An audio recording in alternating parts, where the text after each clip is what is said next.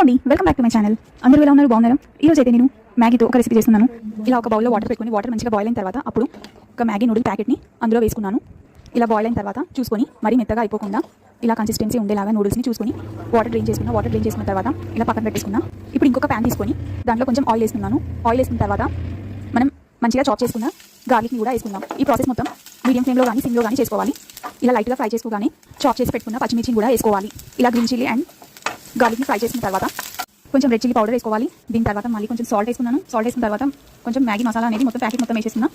మీ టేస్ట్కి తగ్గట్టు వేసుకోవాలి. ఇప్పుడు ఈ మసాలా మొత్తం ఫైన్గా మిక్స్ అయ్యేలాగా ఆయిల్లో ఇలా మిక్స్ చేసుకోవాలి. మనం ఆల్రెడీ బాయిల్ చేసి పెట్టుకున్న మ్యాగీ ఉంది కదా, అది నూడిల్స్ దీంట్లో వేసుకుంటున్నాను. ఇలా వేసిన తర్వాత మసాలా మొత్తం నూడిల్స్ పట్టేలాగా మంచిగా మిక్స్ చేసుకోవాలి. ఇప్పుడు స్టవ్ ఆఫ్ చేసుకొని కొంచెం కొత్తిమీర వేసుకుంటున్నాం. ఇలా కొద్దిగా నిమ్మరసం వేసుకుంటున్నాం. దీని తర్వాత మంచిగా మిక్స్ చేసుకోవాలి. ట్రస్ట్ మీ గైస్, చాలా టేస్టీగా ఉంటుంది. లైక్ ఇది ఎలా అంటే మన చైనీస్ ఫ్లేవర్ ఉంటుంది. ఒకసారి ట్రై చేసి చూడండి. Please like, share and subscribe. మీకు ఈ రెసిపీ చాలా నచ్చుతుంది. Thanks for watching. చలో బాయ్.